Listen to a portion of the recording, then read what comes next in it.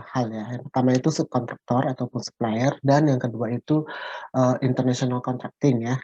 Nah, kita mulai yang pertama yaitu mengenai subkontraktor.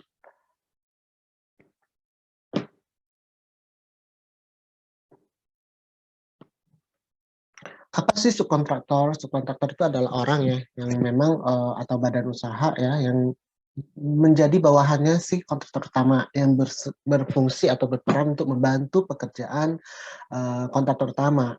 Nah, subkontraktor ini umumnya ya untuk mengerjakan bagian pekerjaan yang spesialis ya, yang khusus tertentu.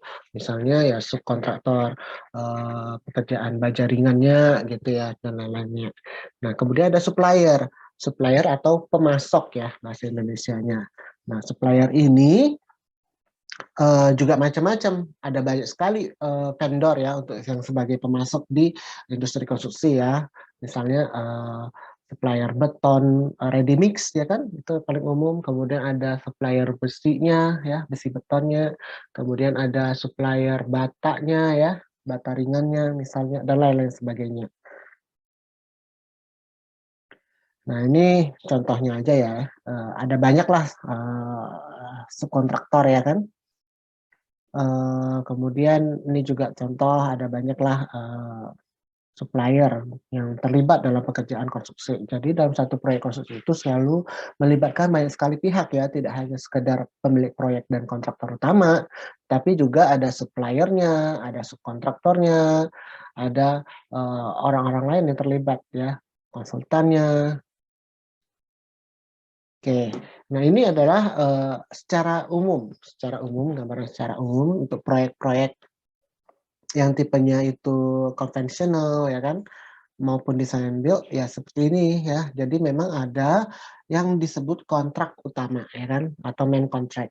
Nah, kontrak utama itu adalah kontrak antara si pemilik proyek dengan si kontraktor utamanya ya kan. Nah, kontraktor utama itu adalah mereka yang kontraktor independen, biasanya general contractor ya, yang ditunjuk oleh pemilik proyek untuk melaksanakan pekerjaan sesuai dengan kontrak utamanya ya kan. Kemudian kontraktor utama ini akan punya atau meng-hire beberapa subkontraktor ya kan.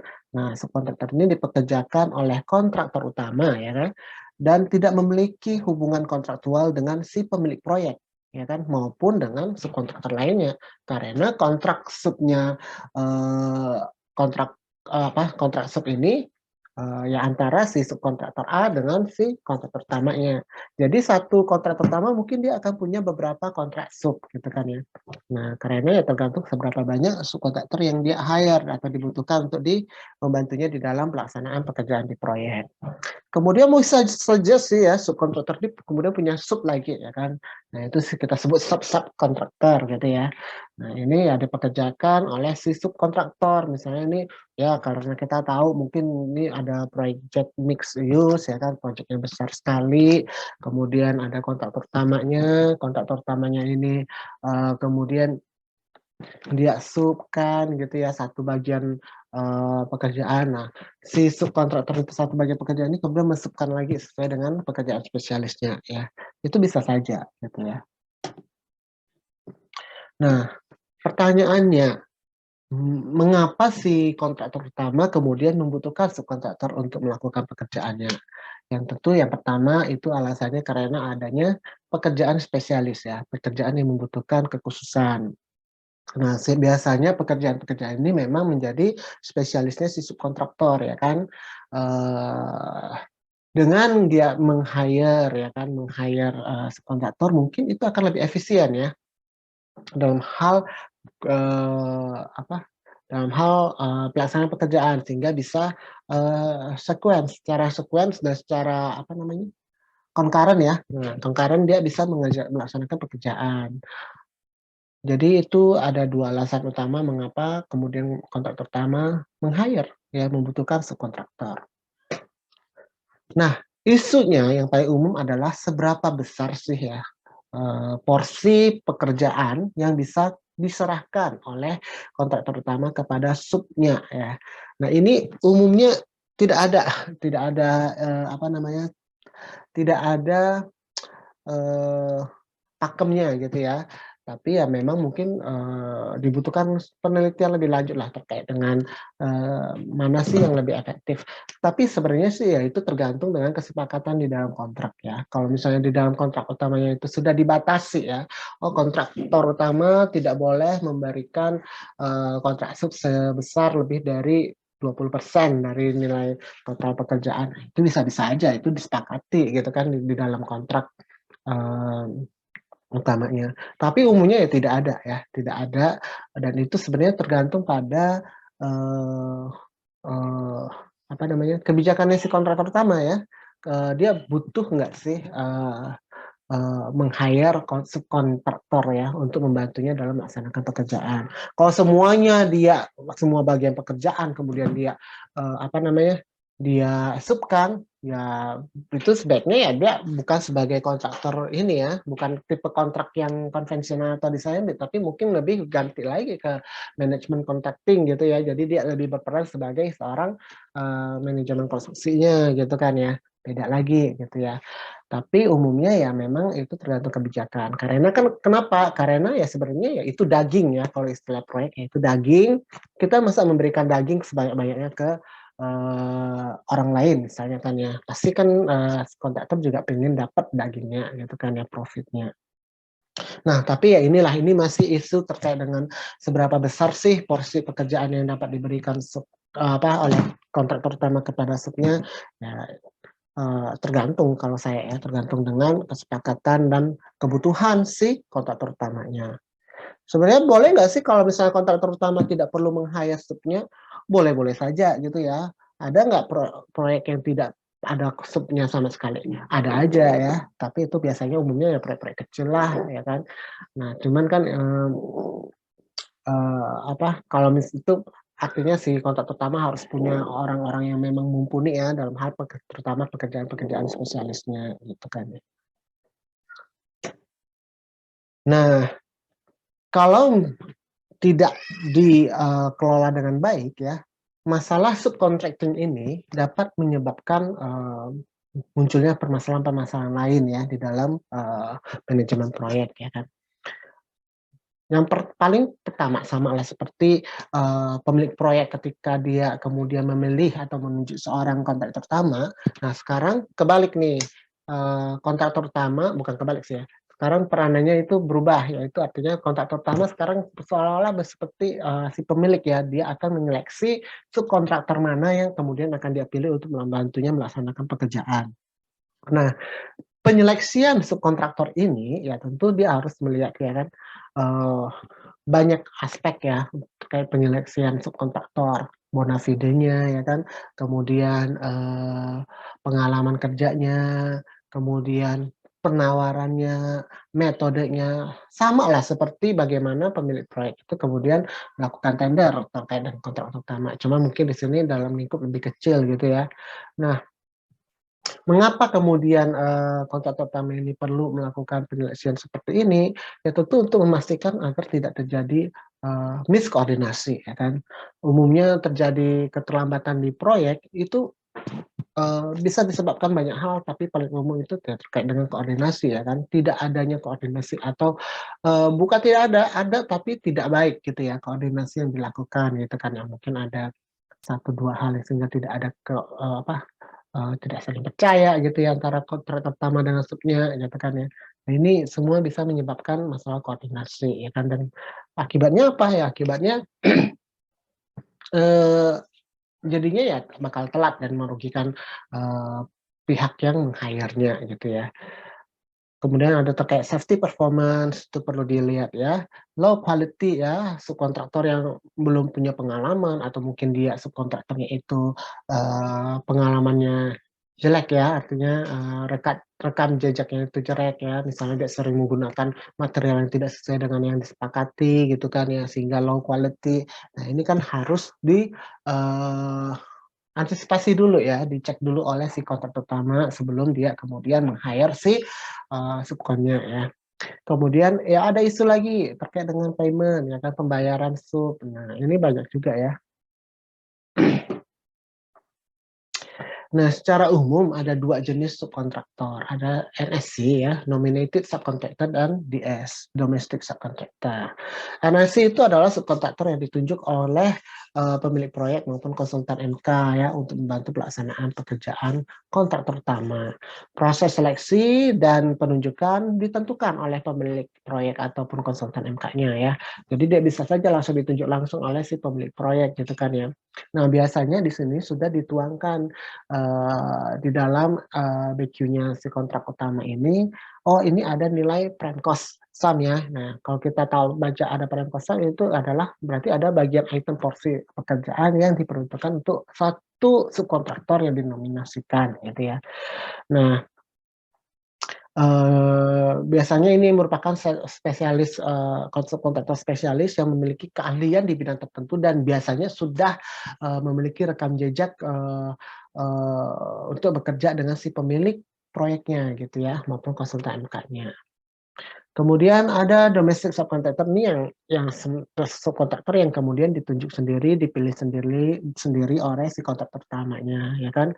Mekanisme pembayaran diatur sendiri oleh si kontraktor utamanya sesuai dengan kontrak subnya ya. Nah, subkontraktor nominated ini tadi ya bisa dipilih langsung ya, ditunjuk langsung oleh si pemilik proyeknya ya, atau oleh konsultan MK ya.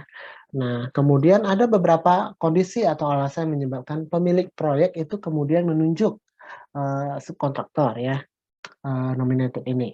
Yang pertama, agar memastikan subkontraktor yang dipilih itu benar-benar telah memiliki rekam jejak yang baik oleh si pemilik proyek ya, sehingga dia percaya. Kemudian agar dapat menggunakan subkontraktor yang sudah lama berbisnis dengan si pemilik proyek ya kan. Kemudian agar dapat menggunakan sistem khusus yang dimiliki oleh subkontraktor ya kan. Mungkin subkontraktornya ini punya satu metode khusus, sistem khusus, pelaksanaan yang disukai oleh yang dipilih oleh si pemilik proyek ya, sehingga dia menunjuknya langsung. Agar dapat memilih subkon yang tidak hanya berdasarkan penawaran terendah saja gitu ya, tapi sesuai dengan kualitasnya gitu ya. Nah, ini bisa diakali dengan penunjukan langsung oleh si pemilik proyek.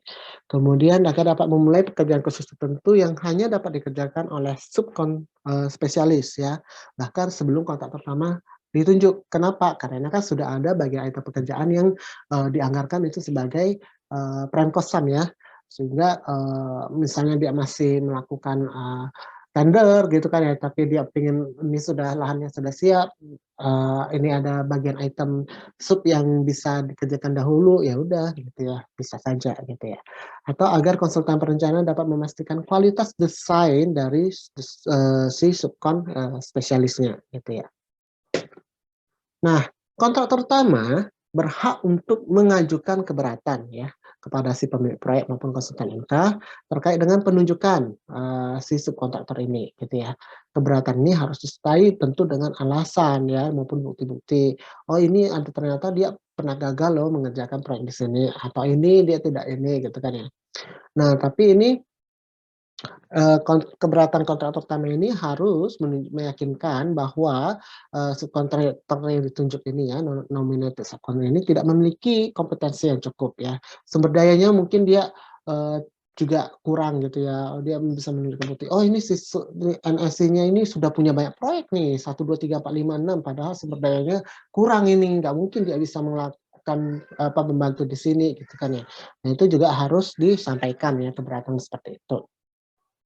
Kemudian kontrak NSC tidak menjelaskan bahwa NSC itu bertanggung jawab kepada kontraktor utama ya atas segala kelalaian NSC ya, atau kontrak NSC itu tidak menjelaskan bahwa NSC membebaskan kontraktor utama dari segala kewajiban ya. Nah, ini keberatan-keberatan kontraktor utama ya. Secara ideal tentu saja meskipun NSC ini ditunjuk oleh si pemilik proyek, tetap secara koordinasi dia di bawah si kontraktor utama. Dan oleh karenanya kontraktor utama yang berhak untuk menerima atau menagihkan pembayaran ke si pemilik proyek. Nantinya kontraktor utama yang akan membayar kepada si NSC ya. Nah, kemudian nanti nilai, prem kosan ini ya tentu ditambah dengan itu nilai pekerjaan ditambah dengan biaya manajemen fee ya tentu menjadi nilai, prem kosan. Kemudian, NSC pun ketika dia mau, menagih kepada kontraktor utama dia harus menyertakan bukti-bukti hasil pekerjaannya ya, seperti, biasalah ya. Kemudian, konsultan MK akan mengevaluasi dan menilai hasil pekerjaan yang telah dilakukan. Nah, kemudian terkait dengan penjadwalan pekerjaan sub ya, ini tidak hanya NSC tapi juga domestic, subkontraktor ya. Meskipun subkontraktor itu biasanya merupakan perusahaan, spesialis ya, bisa saja si si subkonnya ini punya banyak kontrak sub dengan banyak proyek gitu ya. Jadi dia punya banyak proyek, dia sebagai kontrak sub, di proyek A, B, C, D, E, F gitu ya. Banyak juga gitu kan ya. Nah itu kan tentu mempengaruhi sumber dayanya dia gitu kan ya. Baik itu orangnya, pekerjanya maupun alat-alatnya gitu ya. Oh misalnya ini kontraktor sub, pekerjaan tanah lah ya. Pematangan lahan. Dia punya proyek di sini, punya proyek di sana, punya proyek di sini, sana sini, banyak sekali dan padahal alatnya itu mungkin hanya, eee, ekskavatornya, rollernya, dan lain-lainnya itu hanya ada 5 misalnya. Nah, ini dia dia kan harus bagaimana nih memutar, misalnya kayak memutar otak supaya dia bisa, eee jalan nih semua kan ya. Kalau misalnya, tidak cukup sumber dayanya, ya mungkin dia harus menambah sumber daya baru atau tidak mengambil, pekerjaan baru dulu dong, ya kan. Jangan sampai itu menjadi presiden buruk, yang mempengaruhi rekam jejak, proyek yang dia lakukan gitu kan ya. Nah,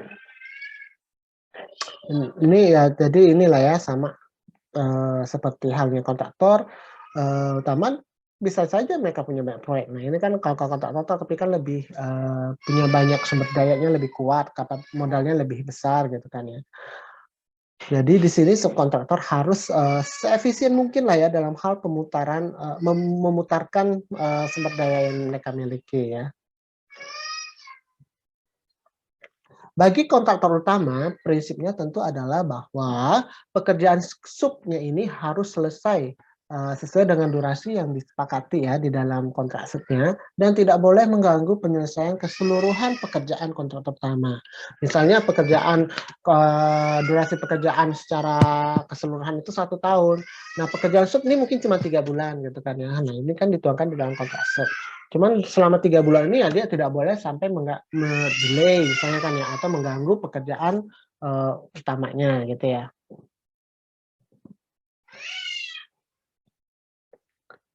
Nah, pada umumnya di dalam kontrak sub juga telah dinyatakan bahwa kontraktor utama berhak untuk meminta subkon melakukan pekerjaan lembur ataupun, shift work ya demi memenuhi waktu penyelesaian pekerjaan, ya. Nah, perpanjangan waktu nih sekarang, untuk subkon. Seperti halnya kontraktor utama bisa ya, berhak untuk mengajukan perpanjangan waktu kepada employer kalau misalnya, dia, ada sebab netral ataupun, penyebab keterlambatan yang bukan disebabkan kelalaian kontraktor misalnya kan ya, itu berhak aja meminta perpanjangan waktu. Sama dengan itu, subkon juga sebenarnya berhak untuk meminta perpanjangan waktu. Misalnya kontrak subnya itu tadi 3 bulan, tapi kemudian ya tadi ya ada ternyata, oh desainnya itu, belum selesai ya, sehingga dia, si subnya itu juga harus menunggu kan, misalnya ya desainnya itu masih belum ada gitu kan ya, untuk jadi acuan gambarnya. Ini kan bukan keterlambatan yang disebabkan oleh dia gitu ya, bukan disebabkan oleh kelalaiannya. Nah, jadinya apa, misalnya mundur 2 minggu. Nah, 2 minggu ini kalau misalnya tidak ada pengajuan perpanjangan waktu ya tentu bisa dikenakan denda keterlambatan ya kan oleh si kontrak pertama. Kan nggak mau, maka kemudian si kontraktor itu meminta perpanjangan waktu ya, klaim perpanjangan waktu. Nah, siapa yang bisa meminta? Ya semua subkon lah ya. Asalkan memang, eee, dapat menunjukkan bahwa itu, bukan disebabkan oleh kelalaian si subkonnya ya. Nah, perpanjangan waktu ini diajukannya kepada si kontrak utama kan ya, karena kan si sub ini kontraknya hanya ke kontraktor utama. Kemudian kontrak utama akan melakukan penilaian ya, terhadap sebab perpanjangan dan kemungkinan kerugian yang timbul ya. Ya kalau memang benar maka dapat, meneruskan si kontraktor utama ini kemudian meneruskan ya, perpanjangan ini ke si, eee, sebagai klaim perpanjangan kontraktor utama kepada si pemilik proyek gitu ya. Ini tentu harus dilihat dulu dengan sebabnya, oh, ini sebabnya karena memang bukan kelalaian kontraktor utama gitu kan ya, pun bukan merupakan kelalaian si subkon, tapi oleh kelalaian si konsultan misalnya atau pemilik proyek ataupun sebab netral. Nah, ini ya dia bisa kemudian meneruskannya sebagai, klaim perpanjangan, untuk kontraktor utamanya juga gitu ya. Nah, kemudian bagaimana nih kalau keterlambatannya itu disebabkan oleh si subkonnya sendiri ya, terutama subkon yang dinominasikan ya. Nah, ini menarik ya karena, NSC itu kan, ditunjuk oleh si pemilik proyek. Namun sekali lagi, eee, kontraktor utama itu telah diberikan kesempatan, artinya ketika mereka kemudian menyetujui, NSC itu untuk bekerja di dalam proyek mereka dan berada di bawah koordinasi mereka, maka yang keterlambatan oleh subkontraktor NSC itu sama halnya dengan keterlambatan oleh subkontraktor domestik ya. Artinya itu menjadi tanggung jawabnya si kontraktor pertama. Kecuali nih misalnya, eee NSC ini tiba-tiba saja, ditunjuk, kemudian kontraktor utama tidak dapat memberikan, eee eee, apa, tidak diberikan kesempatan ya terkait dengan, pendapat untuk menyatakan persetujuannya gitu kan ya. Sehingga itu tanggung jawabnya diambil alih oleh, pemilik proyek. Tapi itu harus tertuang ya, tertulis ya. Artinya kontrak pertama, jauh sebelum, ada timbul permasalahan terkait dengan keterlambatan oleh si subkontraktor dinominasikannya ini, atau pada saat baru awal ya, kontraktor utama boleh saja mengatakan atau mengirimkan surat bahwa, segala, tanggung jawab atau perihal terkait dengan, pekerjaan NC ini merupakan, tanggung jawab, bukan merupakan tanggung jawabnya si kontraktor utama. Itu bisa aja kalau memang kemudian kontraktor utamanya telah memberikan pendapat misalnya, tapi kemudian tetap ditunjuk itu telah memberikan keberatan tapi tetap ditunjuk si NC-nya dan lain sebagainya, itu bisa saja gitu ya. Nah, pembayaran bersyarat kepada subkon. Nah, ini kan kemarin sempat kita singgung ya pada saat yang aspek pembayaran ya. Ini ada yang disebut pembayaran bersyarat atau conditional payment ya. Contohnya itu klausul ya pay when paid maupun, pay when certified ya, pay if paid, pay if certified ya kan. Nah, pay when paid atau pay if paid ini ya bila, terjadi ketika kontrak pertama hanya akan membayar, pekerjaan sub apabila kontrak pertama telah menerima pembayaran dari pemilik proyek, ya kan. Kalau, when certified itu ketika telah menerima sertifikat pembayaran. Ini agak beda ya, satunya telah menerima pencairannya ya, satunya telah menerima si konsultan pertama telah menerima sertifikat pembayaran ya kan dari konsultan MK, karena yang menerbitkan sertifikat pembayaran itu kan konsultan MK-nya gitu ya.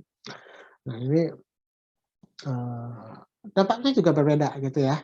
Kalau misalnya, implikasi dari yang pay when paid atau pay if paid ini, dia kan berarti hanya akan menerima pembayaran si supnya ini akan hanya akan menerima pembayaran dari kontrak pertama apabila, eee, si kontrak pertama telah menerima pembayaran dari si pemilik proyek. Pertanyaannya, bisa saja si pemilik proyek itu kemudian menunda pembayaran kepada si kontrak utama, ya kan?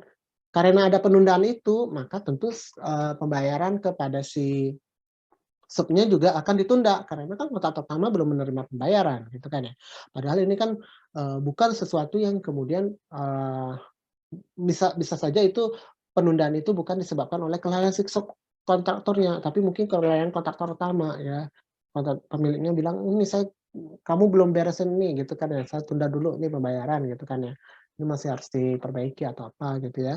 Nah ini, padahal itu bukan, bagian atau item pekerjaan yang, diprogreskan oleh si subkontraktornya gitu kan ya. Nah ini tentu merugikan ya sebenarnya ya, merugikan. Kemudian ada juga pay when certified ya, artinya ketika, telah menerima sertifikat pembayaran dari konsultan MK. Nah kalau ini lebih lebih apa ya, lebih lebih menguntungkan lah ya, menguntungkan bagi, posisinya bagi si subkontraktor. Jadi ketika, meskipun kontraktor pertama belum menerima pembayaran dari, employer, tapi ketika, sudah terbit itu sertifikat pembayarannya, maka, eee, ko sub kontraktor utama berkewajiban untuk memberikan pembayaran ya, melakukan pembayaran kepada si subkonnya, gitu ya. Nah, tapi sekali lagi keduanya sih, sebagai conditional payment ya, jadinya apa, jadinya itu sebenarnya unfair practice ya. Mengapa disebut unfair practice? Karena kan sebenarnya tidak ada hubungan kontraktual antara si subkontraktor dengan si pemilik proyek. Kenapa harus ada kondisi-kondisi tertentu ya, yang kemudian diterapkan kepada si subkontraktornya gitu kan ya, terkait dengan pembayaran atas penagihan dia gitu kan ya.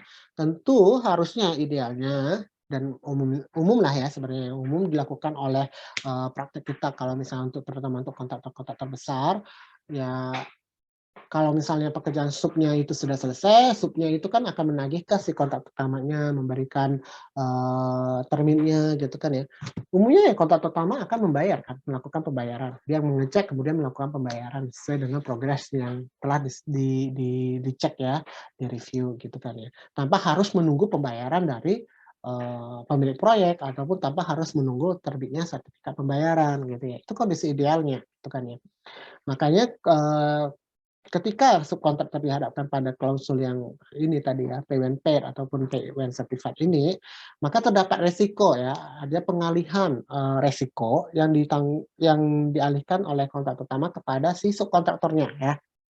Nah ini sebenarnya unfair ya, karena kan sekali lagi tidak ada, hubungan kontraktual antara subkon dan, pemilik proyek gitu ya.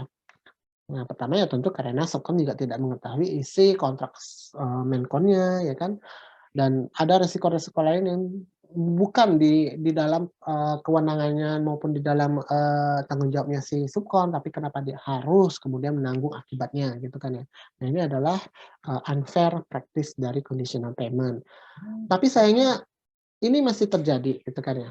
Kita tidak bisa pungkiri, ini masih terjadi. Bahkan di negara-negara lain pun ini tetap ada terjadi. Meskipun mungkin kalau di Malaysia itu sejak tahun 2011 apa ya, itu sudah ada, eee eee, Payment Act ya. Jadi, apa, peraturan khusus terkait dengan pembayaran di industri konstruksi itu sudah melarang praktek ini, gitu kan ya.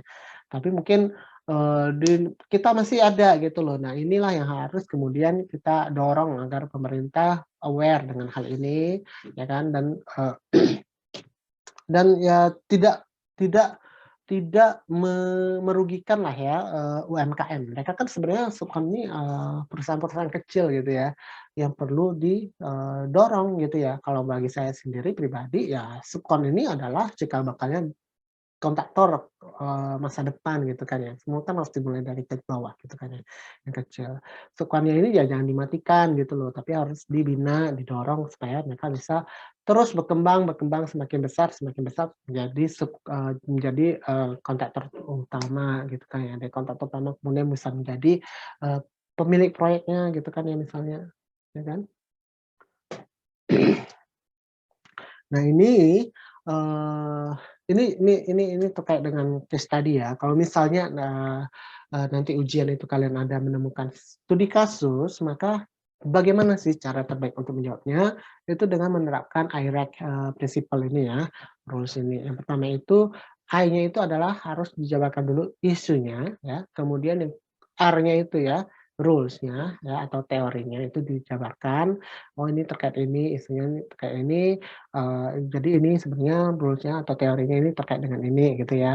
Application-nya ya, contohnya, contoh penerapan dari rule-nya itu seperti apa, mungkin bisa mengacu kepada klausul, bisa mengacu kepada, kasus-kasus legal ya, ataupun kasus-kasus, sengketa di industri konstruksi dan lain sebagainya. Kemudian conclusion. Conclusion itu, atau lesson learn-nya seperti apa ya, bisa berupa poin, bisa berupa statement gitu ya. Oke. Nah ini contoh case study lah ya. Nah ini adalah yang, pertama ya, bagian pertama terkait dengan, mmm, apa namanya, subkontraktor and supplier. Jadi nanti kalau di UAS ya, UAS kalian itu menemukan, soal case study, ya jawabnya itu dengan prinsip ini ya, hierarchy ini ya. Oke, ada yang mau ditanyakan?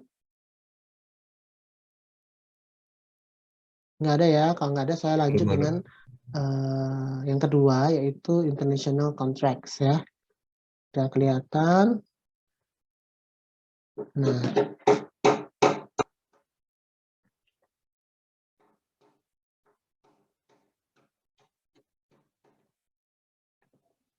terkait dengan international contract ya,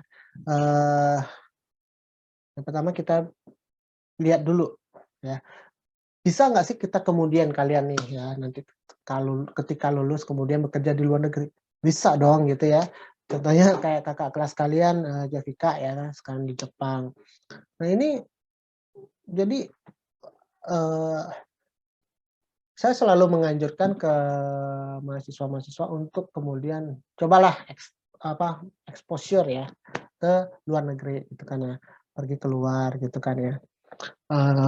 Lihat, cari pengalaman di luar negeri itu seperti apa gitu ya.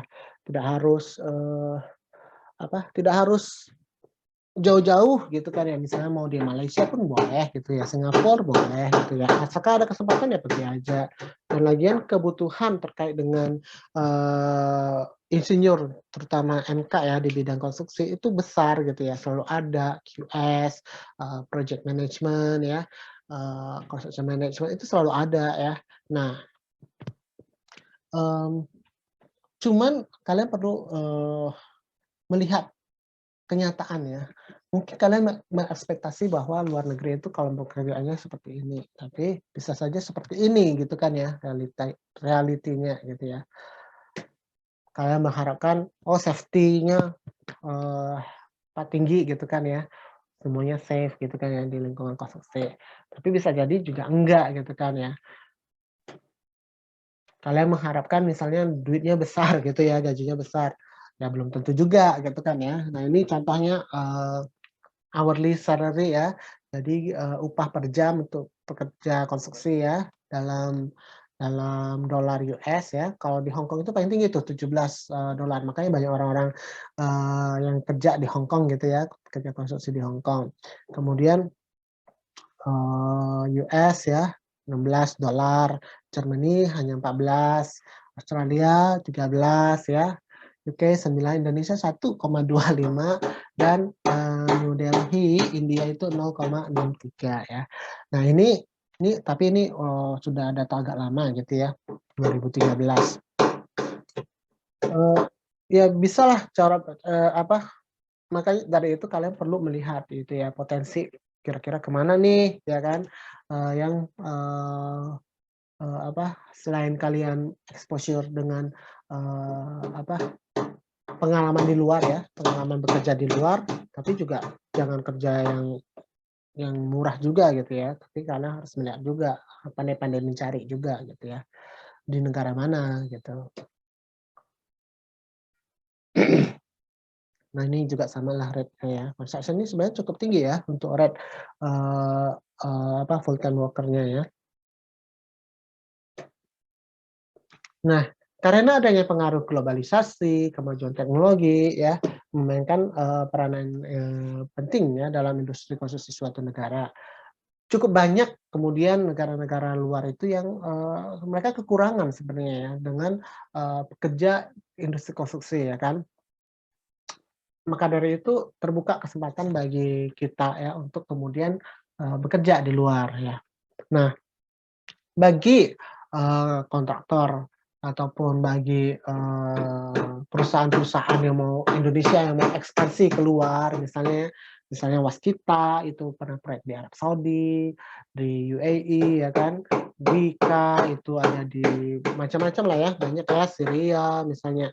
Nah ini mereka butuh, karena mereka kemudian melaksanakan pekerjaan di luar negeri, maka mereka perlu untuk melihat ya, mempelajari hukum kontrak, ketika di tempat di mana pekerjaan itu akan berlangsung ya. Karena secara umum kontrak itu kan ada 2 yang utama ya, hukum kontrak, sorry, eee Ya iyalah, hukum kontrak itu ada 2 secara umum ya.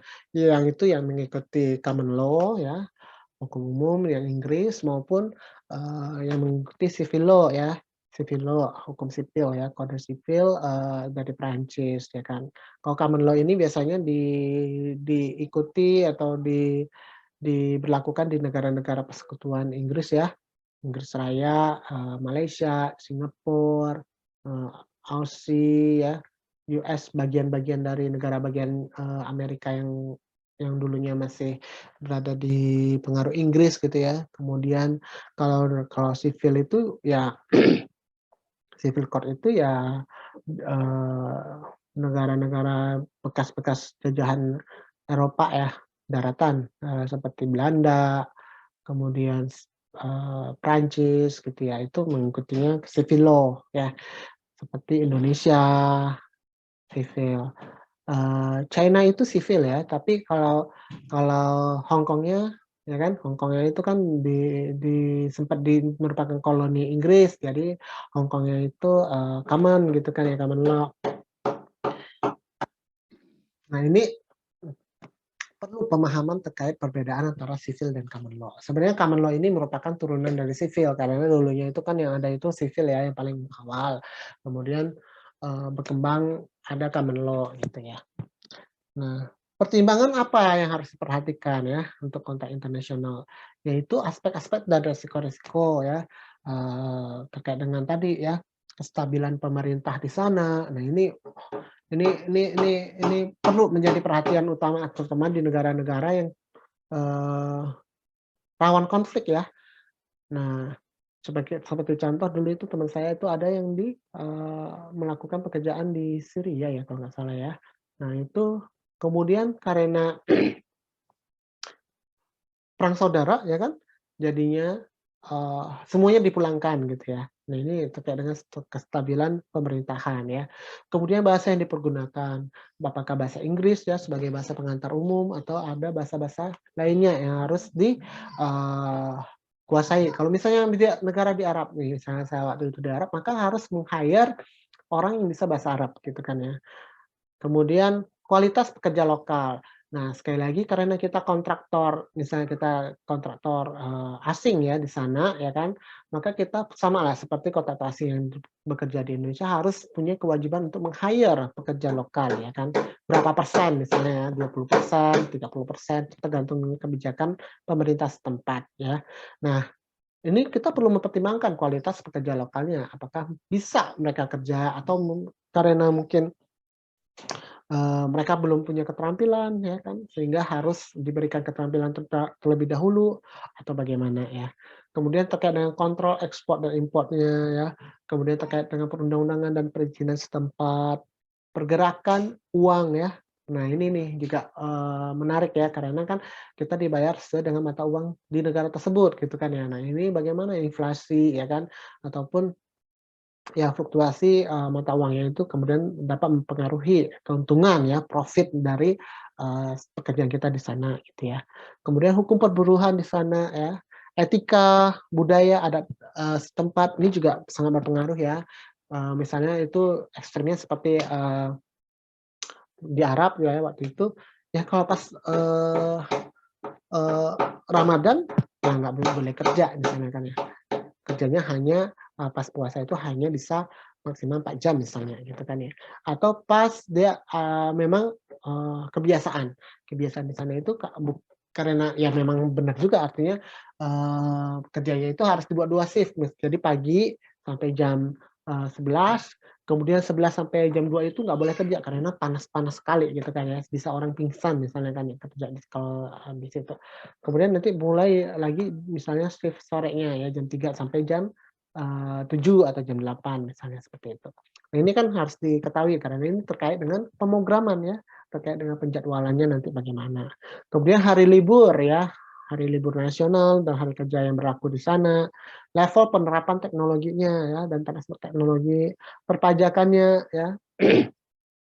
Kemudian penggunaan satuan ya, karena kan ada yang negara yang pakai SI, umumnya sih sekarang udah banyak SI, tapi, kalau di Amerika masih pakainya, bukan SI kan, bukan metrik kan. Nah, Kemudian, apakah sistemnya kita itu, joint venture ya, karena umumnya kan kalau kontraktor asing ke suatu negara itu dalam bentuk joint venture. Kalau joint venture seperti apa tuh di sana gitu ya. Kemudian supply material atau subkontraknya ya dengan perusahaan lokal. Nah ini, pemilihan hukum yang berlaku ya dan, terkait dengan hukum penyelesaian sengketanya ya. Nah ini harus dituangkan di dalam kontraknya ya. Kemudian tendernya, metode tender, letter of intent dan lain-lain sebagainya. Bentuk kontrak yang digunakan ya, kalau di negara-negara yang masih civil law ya, itu umumnya memakai, FIDIC ya sebagai kontrak acuan internasionalnya gitu ya. Tapi kalau yang negara-negara common law ya banyak ya pakainya ya. Kemudian, penyelesaian sengketanya gitu ya, kemudian pembayaran. Nah ini contoh proyek saya di Arab Saudi nih ya, warnanya kalau sana rata-rata umumnya begini nih warna bangunannya ya. Nah ini ada pekerja kita dan ada pekerja, eee, luar ya. Nah bagaimana kemudian kita, me-manage ya orang-orang yang berbeda ini. Aduh,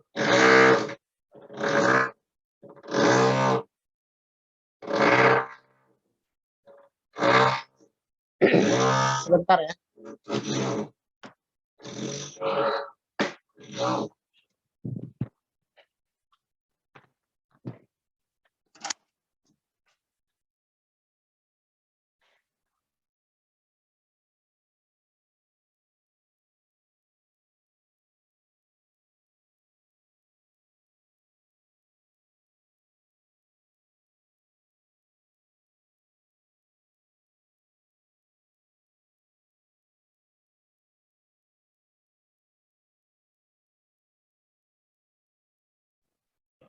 Oke. Nah tadi, jadi itu, bagaimana kemudian si kontraktor utamanya ini, bisa me-manage nih dua dua pekerja, dua apa ya, dua grup pekerja yang berbeda gitu kan ya. Ada yang, Indonesianya, ada yang pekerja lokal di sananya gitu kan ya. Nah ini kan mereka punya adat istiadat berbeda, kebiasaan yang berbeda, budaya yang berbeda gitu ya, temperamen yang berbeda juga gitu ya.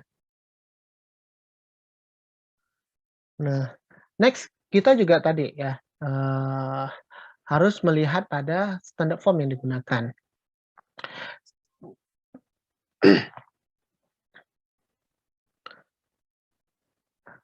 Standard form of contract ini adalah, kontrak ya, kontrak template ya, yang mana ya kamu take it atau leave it gitu kan ya. Ini adalah sebenarnya sebuah upaya untuk menyamakan persepsi, istilah, ketentuan-ketentuan kontrak yang kemudian diwujudkan dalam bentuk, sebuah kontrak konstruksi ya, yang dibuat berdasarkan prinsip-prinsip berkontrak dan digunakan sebagai panduan ya. Jadi ini sebenarnya sebagai reference. Pak boleh nggak kemudian kita, mengacu pada FIDIC ya, tapi kemudian kita memodify. Ya boleh-boleh saja, tapi itu jadinya bespoke kontrak ya. Jadi itu artinya kita me me me me apa namanya, memodify, kontrak isi dari kontrak FIDIC. Untuk memodify kontrak FIDIC ya, boleh-boleh saja, tapi harus, dengan pertimbangan dong ya. Kalian harus benar-benar mempelajari, satu kontrak secara keseluruhan, karena jangan sampai kalian menghilangkan satu bagian atau memodify satu bagian klausul, tapi ya itu kan sebenarnya apa, itu akan ada ke rembetannya ya, ke klausul-klausul lainnya gitu ya. Nah ini prinsip-prinsip ini harus, prinsip kesatuan ini harus kalian pahami gitu ya, ketika kalian mau memodify sebuah kontrak gitu kan ya. Nah ada beberapa kontrak, standar internasional ya, yang paling umum itu FIDIC ya, Federation Internationale des Engineers Council. Nah ini adalah dari Prancis, dan ini umum digunakan di negara-negara yang sivil ya. Kemudian ada RIBA, Royal Institute of British Architects. Ini template dari RIBA ya. Ada template yang dari AIA ya, American Institute of Architects. Ada template dari ACA, Association of Consultant Architects. Ada NEC, NEC ini juga umum ya, yaitu New Engineering Contract yang sekarang ini lagi naik tren ya. Kemudian ada JCT, nah ini JCT ini yang dari Inggris juga ya, biasa umum di negara-negara yang tadi common law ya, joint contract tribunals. kemudian ada SIA, Singapore Institute of Architects, and BPF, ya, British Property Federation. Nah, jadi satu negara pun bisa saja punya banyak mengeluarkan standar form. Umumnya yang mengeluarkan standar form adalah asosiasi, ya, asosiasi profesi yang sudah established, dan kemudian mereka menawarkan template ini untuk digunakan sebagai rujukan bagi pelaksanaan pekerjaan konstruksi tersebut, ya. Nah, mengapa FIDIC, ya? FIDIC itu karena ya dia punya banyak ragamnya, ya, peruntukannya. Ada yang untuk desain and build, ada yang untuk kontrak tradisional, ada yang kontrak EPC atau turnkey, ada yang short form, ya. Jadi dia punya banyak ragam variasi. Kemudian FIDIC juga dianggap umumnya lebih fair, ya. Tentu, tapi kalau masalah fairness itu tergantung dari bagaimana kita melihat dari hukum yang berlaku. Mungkin bagi orang civil law, ya, FIDIC lebih fair, tapi bagi orang common law FIDIC kurang fair, ya. Sebaliknya JCT bagi orang di civil law itu kurang fair, tapi bagi orang di common law itu lebih fair, gitu kan, ya. Ini tergantung dengan tergantung dengan judgement dari, bukan judgement sih, ya, tergantung dari hukum yang berlakunya, ya, di negara tersebut, gitu kan, ya. Karena perspektif hukum itu kan berbeda dan akan memberikan putusan yang berbeda, gitu kan, ya. Nah, ini adalah kapan sih kita menggunakan bentuk FIDIC yang mana, gitu kan, ya. Kalau misalnya ini ada proyeknya itu sederhana, ya, kita bisa kemudian memakai short form of contract, gitu ya, yang kecil aja, gitu ya, sederhana. Kalau misalnya proyeknya ini kompleks, ya, kita kemudian harus lihat ini apakah desainnya ini tanggung jawabnya employer atau bukan. Kalau tanggung jawabnya employer, kita bisa menggunakan red book, ya, ya kan, maupun yang pinggirnya ini, gitu kayak. Tapi kalau misalnya desainnya itu oleh kontraktor, berarti kan bisa bentuknya itu eee eee, apa namanya, bisa bentuknya itu design build, ya kan, bisa bentuknya itu plan and design, bisa bentuknya itu eee, DBO, bisa bentuknya itu EPC, gitu kan, ya. Jadi ini dilihat lagi nih, apakah ada plan atau resiko-resiko yang tinggi, ya, yang tidak terprediksi sebelumnya. Ya, kemudian kalau misalnya ada maintenance, maka dia ke DBO, ya, kalau tidak ada ya bisa ke eee, yellow book, ya, design build-nya, gitu ya. Nah, ini terkait dengan pemilihan nih, bagaimana memilih template FIDIC, ya. Nah, ini sama dengan FIDIC, di situ juga ada beberapa jenis, ya. Umumnya ada dia yang pre-construction service agreement, ya, untuk general contractor, ada design and build, ya, dan ada major project subcontract. Ini untuk subcontract, ya. Ini JCT, kemudian riba nih, ya, ada building contract ribanya, ada yang domestik, ada yang konses. Ini saya kurang tahu kalau riba seperti apa, ya. Dan yang terakhir itu ada NEC, ya. NEC ini yang baru dan ya inilah lagi tren kok, ya. Umum kok kalau kita FIDIC NEC ini sering muncul lah. Nah, ini ada yang untuk engineering construction contract, ya, ada yang untuk subkontrak, ada adjudicator contract, ya, ada framework contract. Apa sih kemudian manfaat dari menggunakan standard form? Ya, jelasnya kita kan kalau misalnya melakukan pekerjaan itu kan tidak perlu lagi melakukan atau mendraft, ya, kontrak dari awal, ya. Karena kita sudah menggunakan template, gitu kan, ya. Mungkin kita hanya cukup memodifikasi saja, gitu kan, ya. Nah, ini ada beberapa manfaat, ya, menggunakan standard form, ya. Misalnya itu standard form ini digunakannya sudah diperkenalkan secara lama dan dipahami oleh kedua belah pihak, gitu kan, ya. Kemudian dapat meminimalkan misunderstanding, ya. Kemudian memfasilitasi pemahaman terkait dengan international contract, terutama kalau misalnya kita pekerjaannya internasional, ya, international contract. Kemudian juga telah meng-cover hampir semua isu, ya.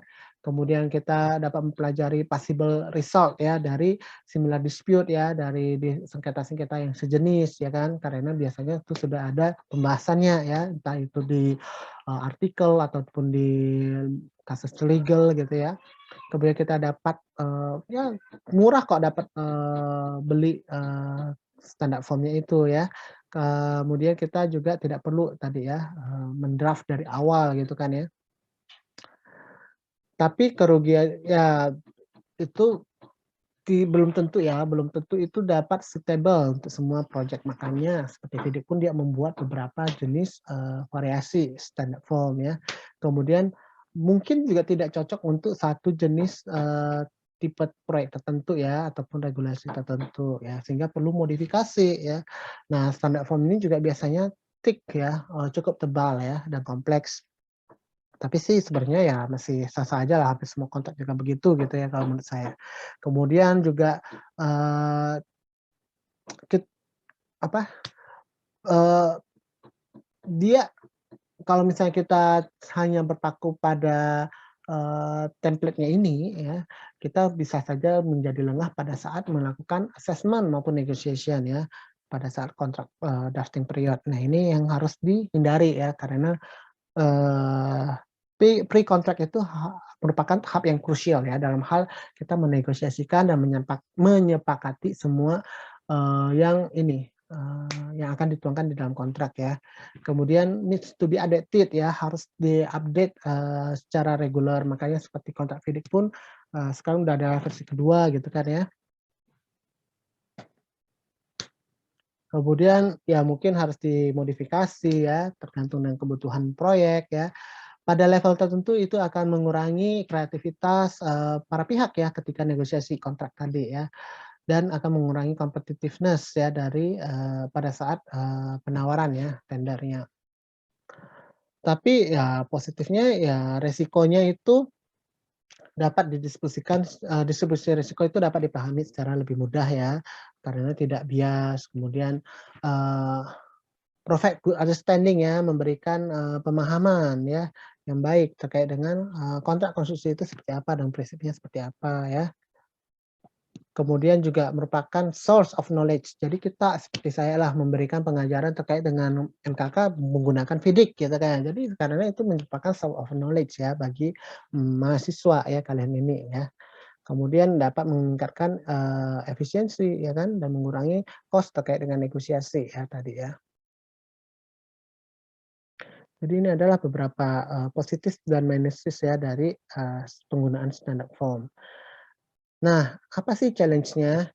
Ya tadi accountability in the court ya, bagaimana nih peranan, standard form ini di kontrak, karena kontrak, di pengadilan itu ya yang berlaku yang dilihat itu adalah kontrak yang disepakati atau ditandatangani kedua belah pihak gitu kan ya.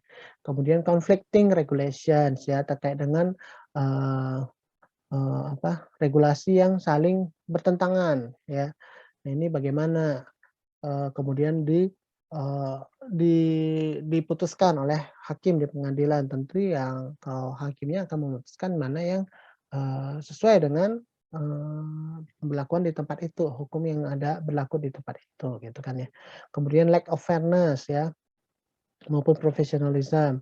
Ini sih challenge ya, eee eee, depend dengan, bagaimana ini terutama kalau misalnya kita menggunakan standard form, tapi kita mau kemudian memodify-nya, ya, tapi kita, kurang ahli dalam hal memodify, standard form itu, gitu ya. Kemudian lack of socialization, ya, sosialisasi pengenalan standard form ini juga tidak mudah, gitu kan ya. Bidik ini udah dari tahun berapa, gitu kan ya, 90-an. Nah, itu juga belum semua juga dipakai. Jadi ya memang, tidak mudah gitu kan ya untuk dalam hal sosialisasi penggunaan satu standard form ya. Penggunaan legal language yang banyak ya di dalam kontraknya, standard formnya. Kemudian,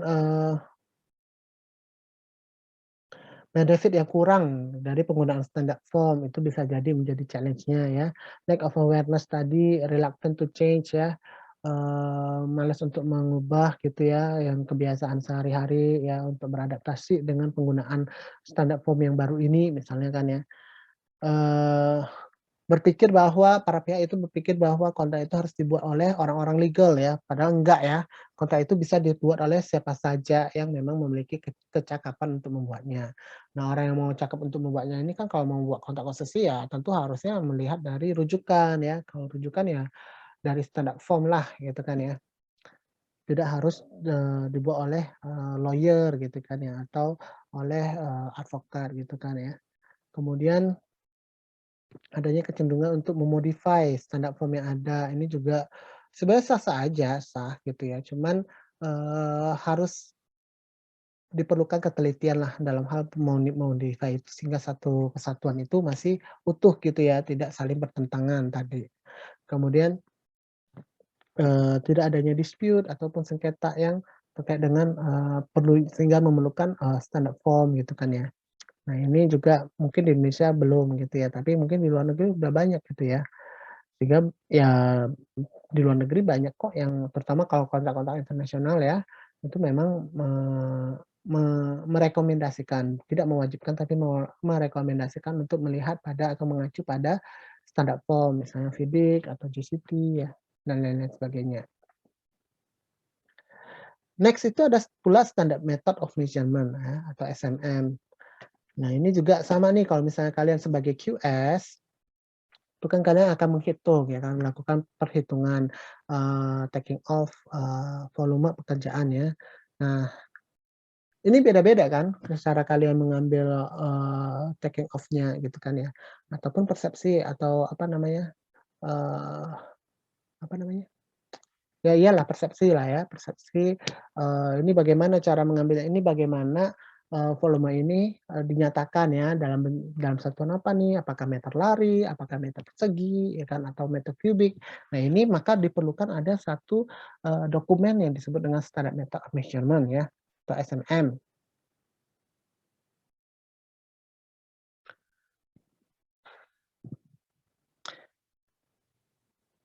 Nah ini,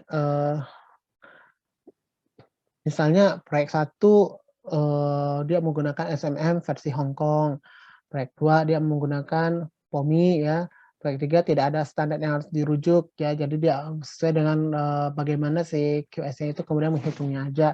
Dan ini kan makanya menjadi sebenarnya kesulitan juga, makanya QS itu kalian, kalau QS itu, harus mempelajari banyak versi, cara perhitungan ya, metode perhitungan. Itu kan akan sebenarnya akan membuat rumit gitu ya. Sehingga akan lebih baik lah kalau misalnya, kita di Indonesia itu menerbitkan SNM ya.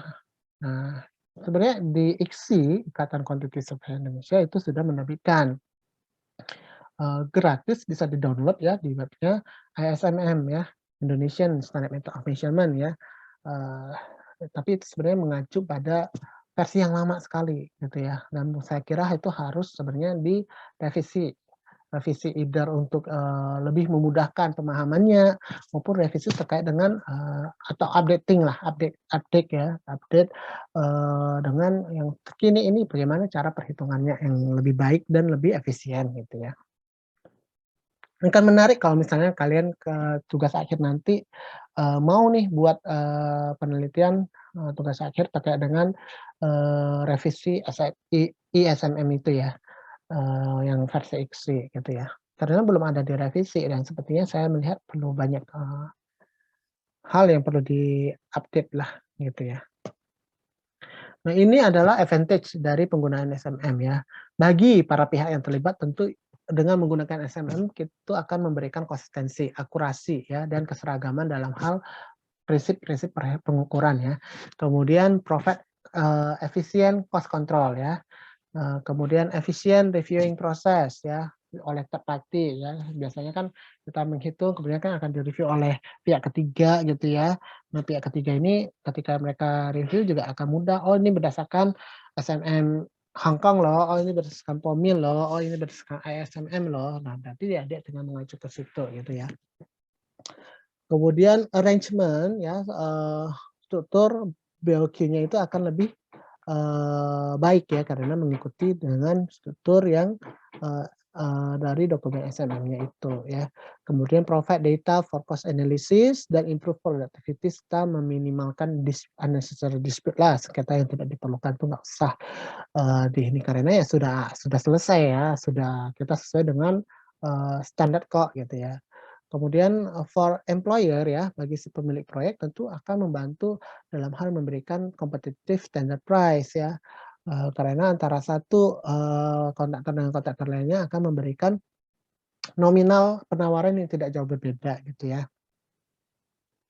Karena mereka yang mengacu pada standar form yang sama gitu. Kemudian reliable tender price ya, dan, provide effective control of payment ya. Nah, kemudian bagi kontraktor itu juga memberikan fair tender price ya, karena semua resiko itu sudah dijabarkan di dalam SMM gitu kan ya.